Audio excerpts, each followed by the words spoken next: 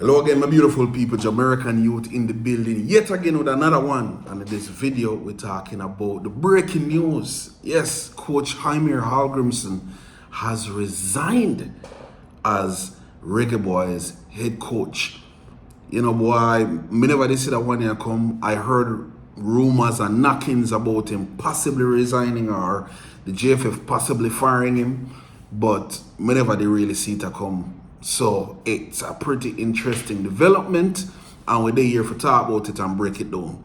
Before I get into it, I want to ask you to do the usual. I want to ask you to hit the like button as it helps us send the video out to more eyes. And if you haven't subscribed, please hit the subscribe button as it helps the channel to grow. So without further ado, let's get right into it. Coach Heimir Hallgrimson has resigned. We see it in numerous media outlets. We see it in the Jamaica Observer, and we see it in in IRFM news. Also, a few days ago, after the Ecuador game, Jamaica versus Ecuador in the current Copa America that's being played, we saw the Jamaica Observer put out a very scathing article that was ranking the players or rating the players, and one of the ratings was for the coach, and he was one of the people that got one of the lowest ratings.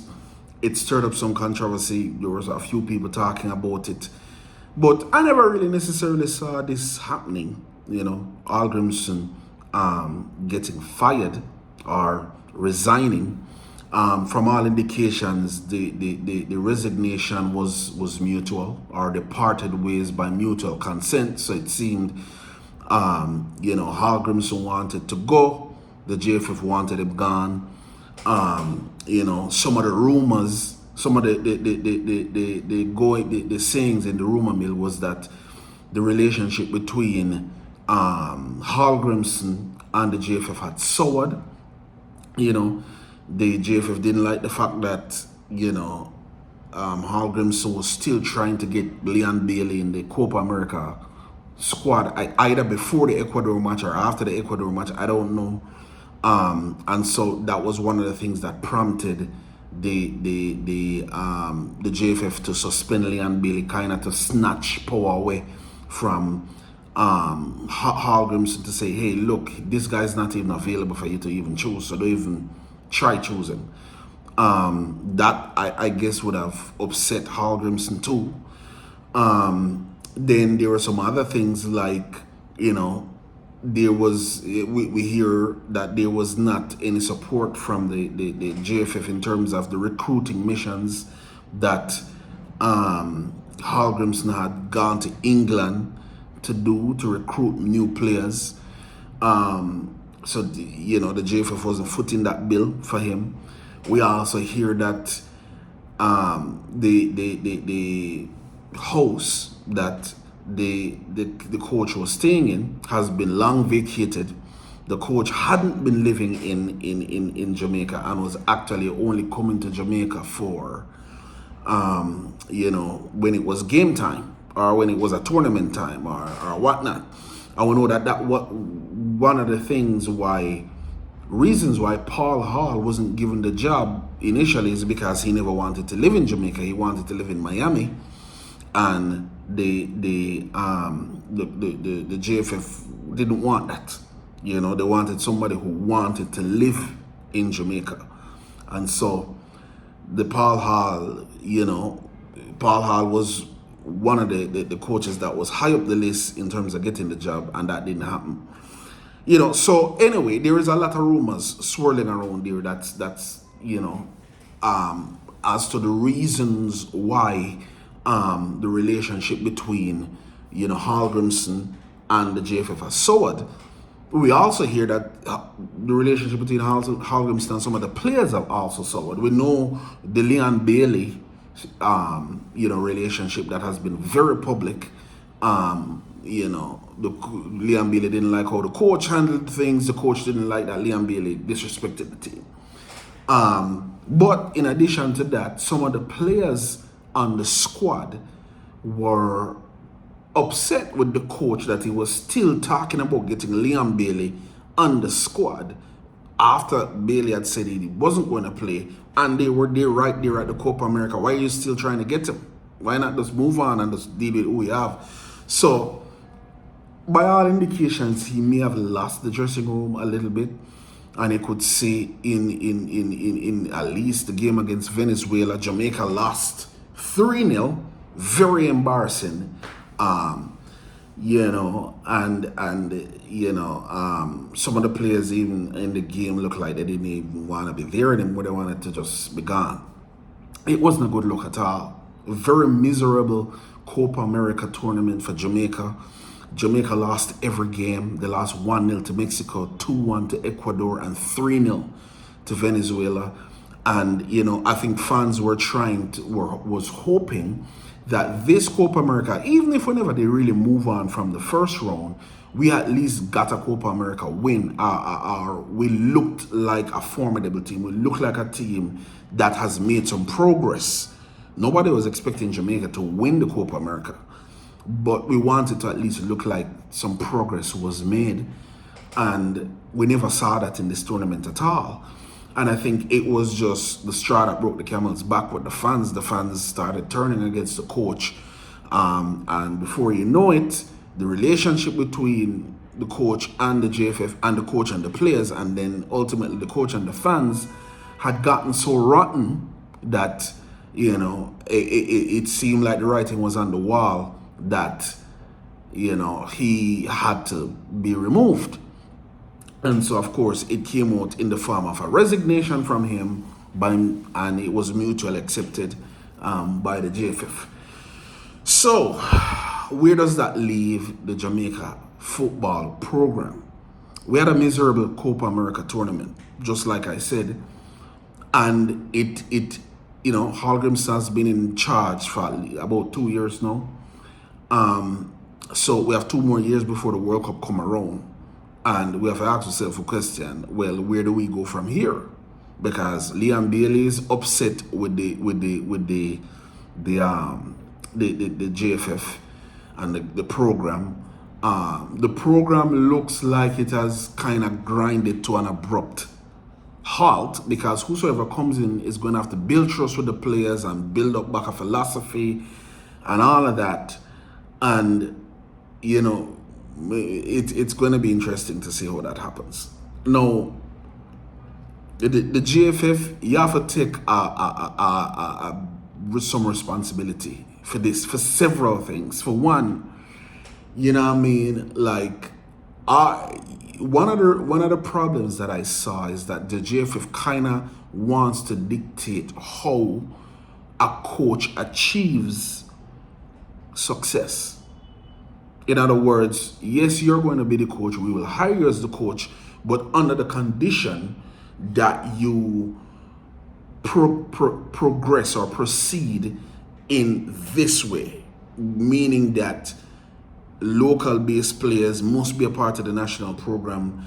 If you even look at the under 20, they went in the direction to get rid of John Wall, who would have probably wanted to bring in more overseas-based players in the under 20 setup. The JFF never wanted that; they wanted more local players. You know, it's a tough thing, because on the one hand, we know that we want to see the development of local-based players, you know, so that we can at least depend on a local-based players to play internationally, but those players are not there as yet.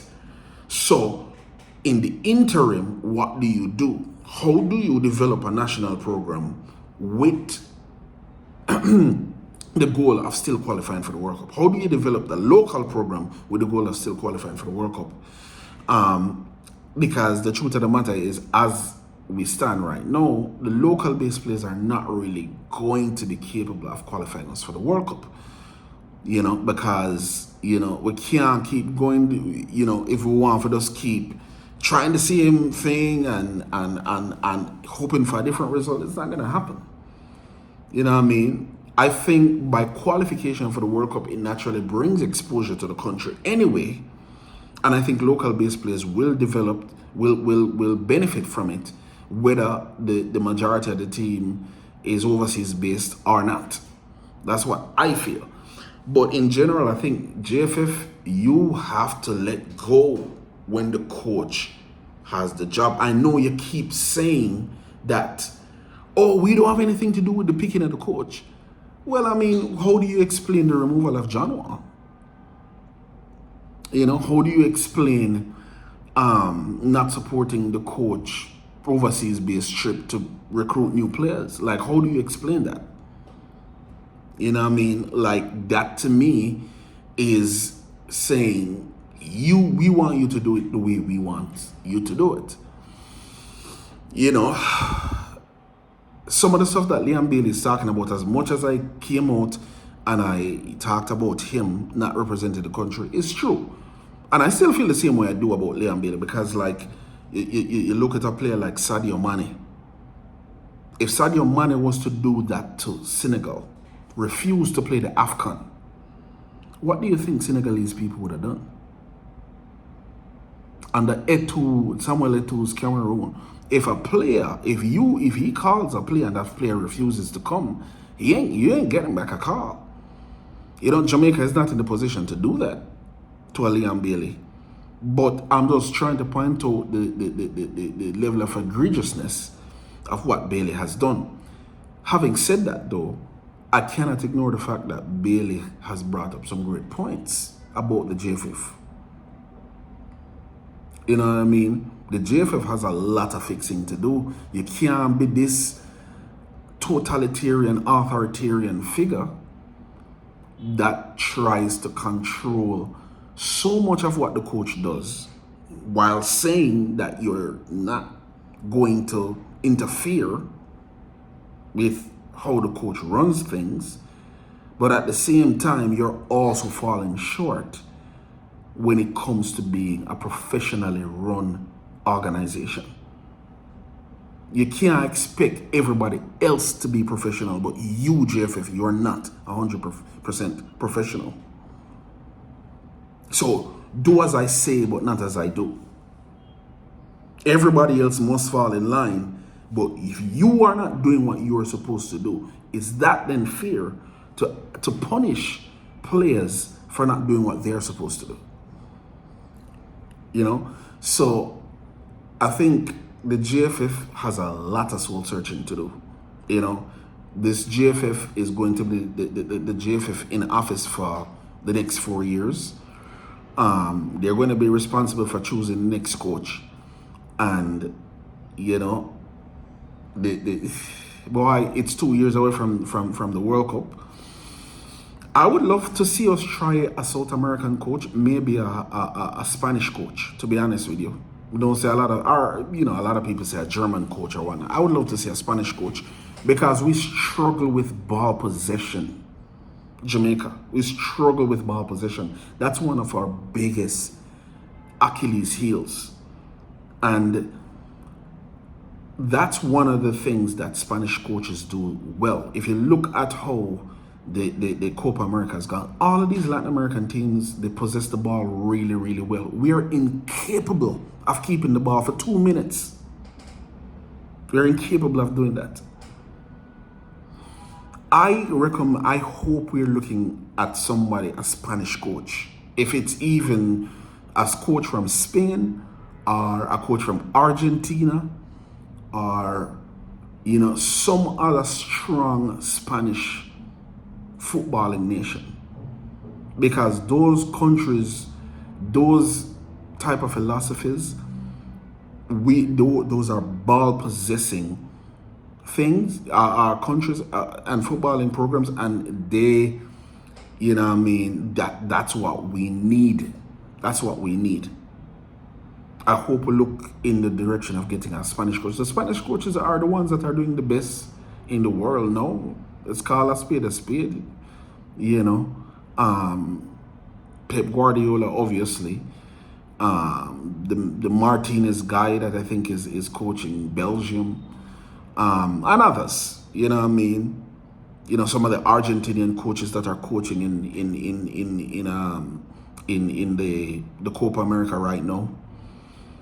In the past, when we have gone for any Latin American coach, we go for Brazilian coaches, but we have never tried Spanish coaches like an Argentinian coach or a Spanish coach from Spain. You know, so I would love to see that. But all in all, I can't say I was on the bandwagon to say get rid of Hallgrímsson. But at the same time, I cannot say that I am surprised or bothered by the fact that Hallgrímsson is gone, because I had my problems with him too. Too defensive minded, doesn't know when to make changes, and he could go on and on. I'm not here to bash the coach, because he did do some good things. He has one quality win, which is against Canada. That's it.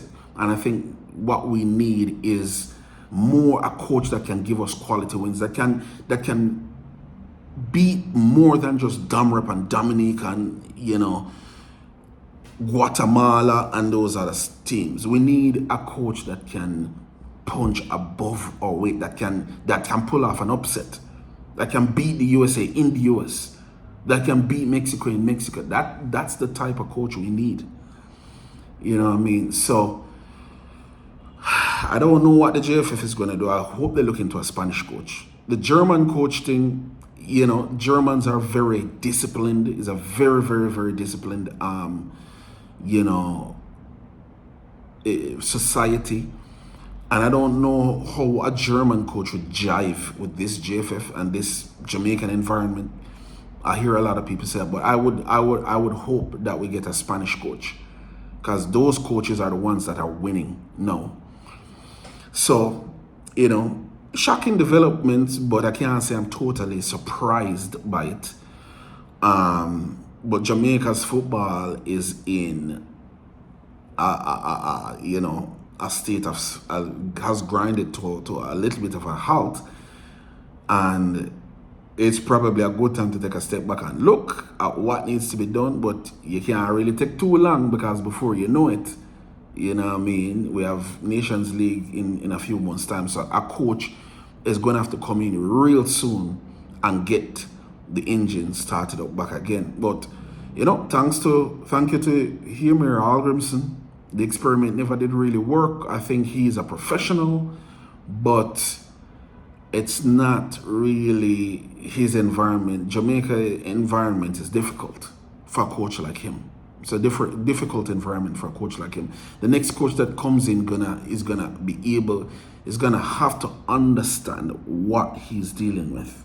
And that is why I think a Spanish coach would be good, because those Latin American countries are very, very vocal, you know, when it comes on to their football team. So, and I think one of the problems that Hallgrímsson had with Jamaica is that fans were too vocal and had a little bit too much of an opinion, and all of that news got leaked out, and it's just the nature of football. You know what I mean? People want to know, and people is interested in what's happening in the football, so you can't really complain about stuff like that, you know? But anyway, don't want to make this video too long. Just wanted to give my 2 cents on the sacking or resignation of Coach Heimir Hallgrimson. And, you know, yeah, that's it. So until next time, everyone, please hit the like button on your way out. It helps if send the video out to more eyes. And if you haven't subscribed as yet, please hit the subscribe button, as it helps the channel to grow. Until next time, take care of yourself. Walk good. I'm out.